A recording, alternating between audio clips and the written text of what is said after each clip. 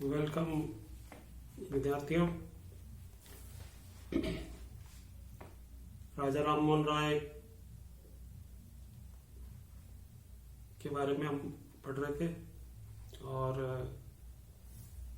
पिछले वीडियो में बताया था कि किस प्रकार उन्होंने ब्रह्म समाज की स्थापना की,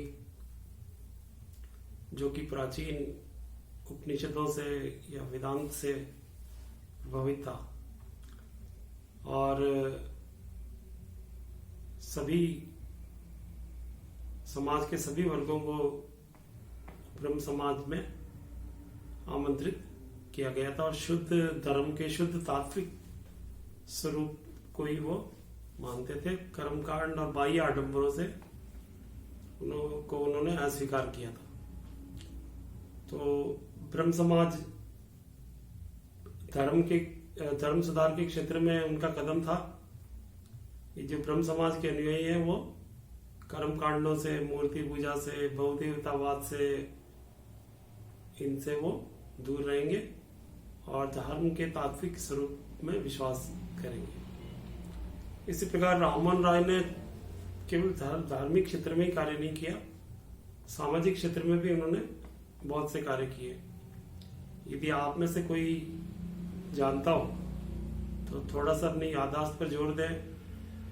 तो भारत में सबसे पहले सती प्रथा का विरोध करने वाले व्यक्ति राजा राम मोहन राय थे। उनके सामने ही उनकी भाभी को, उनके भाई की मृत्यु पर उसको सती हो जाने के लिए मजबूर किया गया। इस घटना से वो बहुत ही द्रवित हुए और सती प्रथा को महिला विरोधी अमानुषिक उन्होंने घोषित किया। लेकिन ये प्रथा जो है बहुत बड़े क्षेत्र में प्रचलित थी, क्योंकि सतियों का महिमा मंडन समाज और धर्म में एक आम बात थी। इसके अलावा सती प्रथा का एक और कारण जो था, वो पति की मृत्यु के बाद विधवा का जो जीवन है, नारकीय जीवन है, उससे बेहतर जो है पति के साथ वो मृत्यु को उचित समझ रही थी। कई जगह तो सती स्वफूर्त होती थी और कई जगह जो है जबरन स्त्री को पुरुष के साथ सती किया जाता था। तो राजा राम मोहन राय ने, जो तत्कालीन गवर्नर जनरल थे लॉर्ड विलियम बेंटिंग, उनको एक पत्र लिखा और इस अमानुषिक प्रथा पर रोक लगाने की उन्होंने मांग करी। तो उसके बाद जो है 1830 में पहली बार भारत में सती प्रथा के विरोध में कानून बनाया गया और इस पर रोक लगा दी गई। हालांकि उसके बाद भी सती प्रथा के उदाहरण देखने में आए, लेकिन वो सब गैर कानूनी घोषित कर दिया गया और धीरे धीरे ये प्रथा कम हुई। तो सती प्रथा पर रोक लगवाने में जो सामाजिक सुधार में एक बहुत बड़ा कदम जो है वो राजा राम मोहन राय के प्रयासों से संभव हुआ था। इसके अलावा जो है इन्होंने हिंदू कानून सुधार, संपत्ति विषयक, स्त्रियों के अधिकार और अंतरजातीय विवाह के महत्व पर भी प्रकाश डाला। मतलब आपको ध्यान हो तो पहले स्त्रियों का संपत्ति में, पिता की संपत्ति में अधिकार नहीं होता था, लेकिन ये एक असमानता थी जो स्त्री और पुरुष की खाई को और बढ़ाती थी। तो राजा राम मोहन राय ने इस पर भी महत्व प्रकाश डाला कि जो है संपत्ति में भी स्त्रियों का या पुत्रियों का अधिकार होना चाहिए। इसी प्रकार अंतरजातीय विवाह पर उन्होंने उसके महत्व पर भी प्रकाश डाला। देखिए, अंतरजातीय विवाह का अर्थ है एक जाति से दूसरी जाति में विवाह करना। ये आज भी बहुत कम है और उस समय भी कम था। यदि कोई ऐसा कर लेता था तो उसको सामाजिक बहिष्कार का सामना करना पड़ता था।